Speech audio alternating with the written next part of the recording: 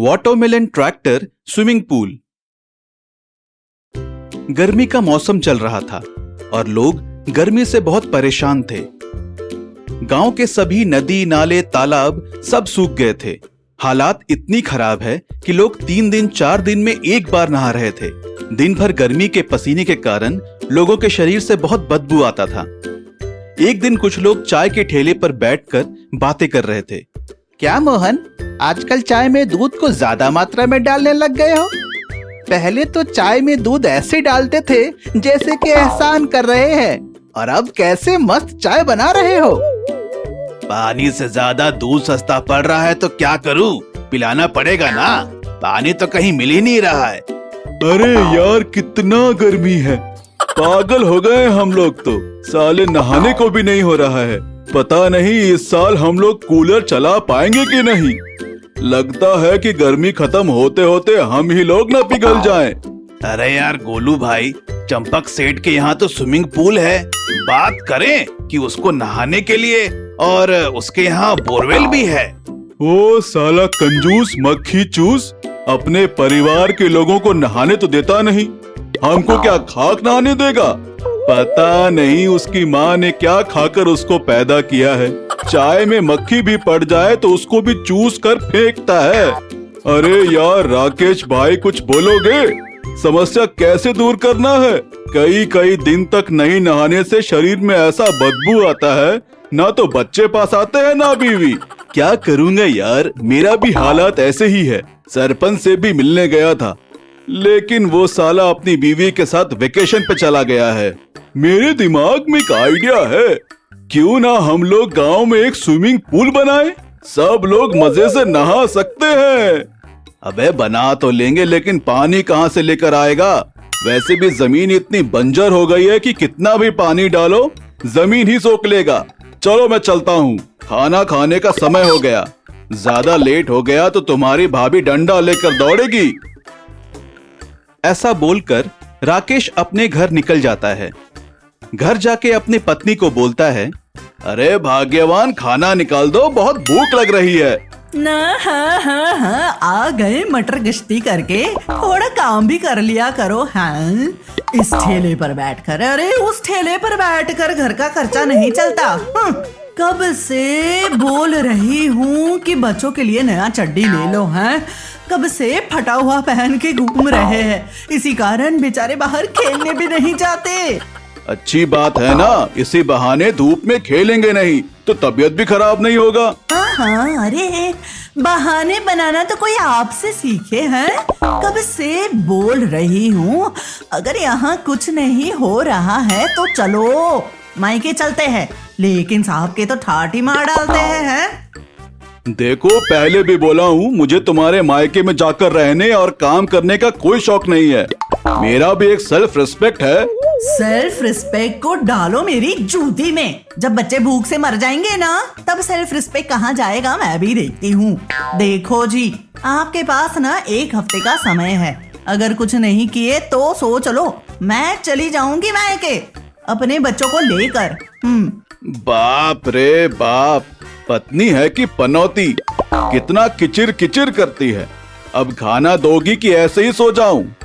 और क्या बनाया खाने में? आइए पतिदेव बैठिए, आपके लिए ना मैं चिकन बिरयानी बनाई हूँ, और बकरे का पाया, और मीठे में खीर है जी। इतना सब कुछ कैसे बना लिया? कहाँ से आए पैसे? वो क्या है ना जी, रात को ना ससुर जी मेरे सपने में आए थे और मुझे पैसा देकर बोले, ये लो बेटी, घर का खर्चा चलाना। तुम्हारा पति तो कमाता धमाता है नहीं है? जाना बे, कितना सुनाएगी? जो भी बना है ला कर दे देना। लाती हूँ भाई, लाती हूँ। बैठो वहाँ पर है, और जल्दी पैसे कमाने के बारे में सोचो। करूंगा माता, करूंगा काम।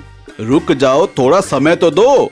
मैं ठहरा किसान आदमी, अब पानी नहीं गिर रहा तो कहाँ से खेतों में काम करूं? बाप रे, इन पत्नियों को तो बस छोटा सा बहाना चाहिए लड़ने को। तभी तो सोचूं इनका खाना कैसे पचता है घर में रहकर। राकेश की पत्नी राकेश को खाना देती है और फिर खाना खाने लगता है। थोड़ी देर बाद घर के बाहर एक तरबूज वाला घर के बाहर चिल्लाने आता है, तरबूज वाला, मीठे मीठे तरबूज ले लो, एक बार खाओगे बार बार आओगे, ऐसा मीठा तरबूज कभी नहीं खाए होंगे, सहारनपुर के मीठे तरबूज। राकेश की पत्नी बाहर जाकर तरबूज वाले से तरबूज लेकर आती है और अपने बच्चे और सभी को तरबूज खाने को देती है। राकेश का बेटा तरबूज खाकर उसके छिलकों से एक छोटा सा खिलौना ट्रैक्टर बनाता है और उससे खेलते रहता है। तभी राकेश वहाँ आ जाता है। अरे तुम क्या कर रहे हो? तरबूज खाने के बाद छिलके को फेंक देना चाहिए, तुम उसके साथ खेल रहे हो। पापा देखो, मैंने तरबूज के छिलके से मस्त खिलौना बनाया है। तरबूज के खिलौने देखकर राकेश के दिमाग में एक आइडिया आता है। दूसरे दिन जाकर अपना ट्रैक्टर लेकर शहर की ओर निकलता है और गैरेज में जाता है। गैरेज वालों को अपना पूरा प्लान समझाता है।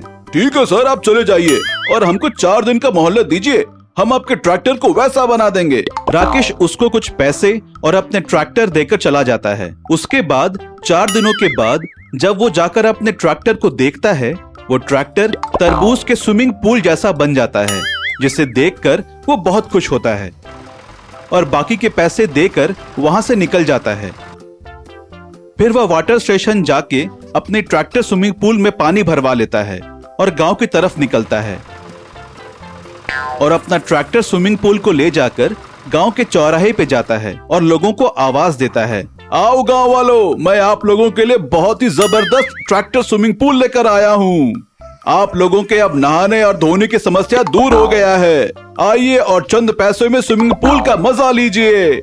राकेश के अनोखे ट्रैक्टर स्विमिंग पूल को देखकर आसपास के सभी लोग उसके पास जाते हैं। वाह राकेश भैया, आपने तो कमाल कर दिया, ऐसे तो हमने कभी सोचा ही नहीं था। हमारे नहाने धोने का आपने पूरा व्यवस्था कर दिया, तभी तो लेकर आया हूँ। लेकिन बेटा पैसे लूंगा, फ्री में कोई नहीं। दोस्ती यारी अपनी जगह और बिजनेस अपनी जगह। क्यों नहीं राकेश भाई, आपने हमारे लिए इतना कर दिया, वो बहुत है।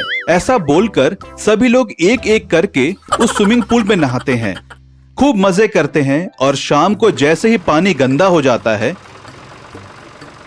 राकेश उस पानी को बाहर फेंक देता है और दूसरे दिन फिर पानी भर के गांव वापस ले आता है। ऐसे ही रोज रोज वह पानी भरकर आता था और गांव वाले स्विमिंग करते और शाम को राकेश गंदा पानी बाहर फेंक देता। एक दिन संजू राकेश को बोलता है, राकेश भाई, ये रोज शाम को गंदा पानी का क्या करते हो? मैं वो गंदा पानी बाहर फेंक देता हूँ, उसका कोई काम ही नहीं है तो क्या करूंगा उसका। अरे मेरे भाई, इतने मेहनत से पानी लेकर आते हो, सभी लोग नहाते हैं, उस पानी को ऐसे मत फेंको। उसी पानी को हम लोग अपने खेतों में भी यूज तो कर सकते हैं ना। ज्यादा तो नहीं, लेकिन थोड़ा बहुत तो हमारा फसल हो ही जाएगा। अरे यार, इसके बारे तो मैंने सोचा ही नहीं, बहुत अच्छा आइडिया दिया है। दूसरे दिन से राकेश शहर से पानी भर के आता और गांव वाले स्विमिंग करते और जैसे ही शाम को पानी गंदा हो जाता, उसे जाकर गांव वालों के खेतों में डाल देता है, जिससे उसका एक्स्ट्रा कमाई होने लगा। ऐसा करके राकेश धीरे धीरे बहुत पैसे कमाने लगा और उसकी बीवी भी बहुत खुश होने लगी।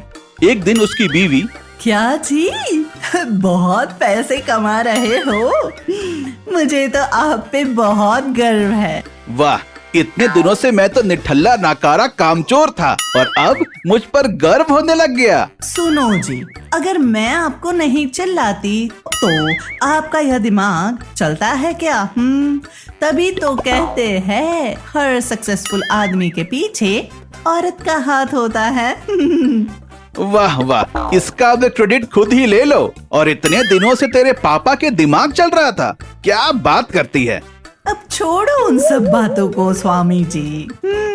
अब जब अच्छा कमाई हो ही रहा है तो मेरे लिए 1-2 साड़ी और बच्चे के लिए 2-4 कपड़े तो ले लो। बेचारे कब से फटे पुराने कपड़े पहन के घूम रहे हैं। वाह मैडम, बच्चों का तो ठीक है, लेकिन तुम्हारे पास इतना साड़ी है, औरतों को जितना भी साड़ी खरीद के दे दो कम ही पड़ता है। हाँ हाँ, मेरे लिए तो भर दिया होगा साड़ियों का पूरा पहाड़, है कि नहीं? और साहब तो पालने में रोज झूलते हैं ना, मैं तो कुछ करती धरती तो हूँ नहीं है। फोकट में बढ़ गए तुम्हारे बच्चे इतने बड़े हैं। ठीक है भाग्यवान, ठीक है, ला दूंगा। खुश? अब जाओ खाना निकालो, बहुत भूख लग रहा है। रोज राकेश शहर से पानी भर के लाता और गांव वाले उसमें स्विमिंग करते और बचे हुए पानी को खेत में डालते जाता है। ऐसे धीरे धीरे गांव में बहुत कुछ समस्या दूर होने लगा और राकेश अपनी बीवी बच्चों के साथ खुशी से रहने लगा।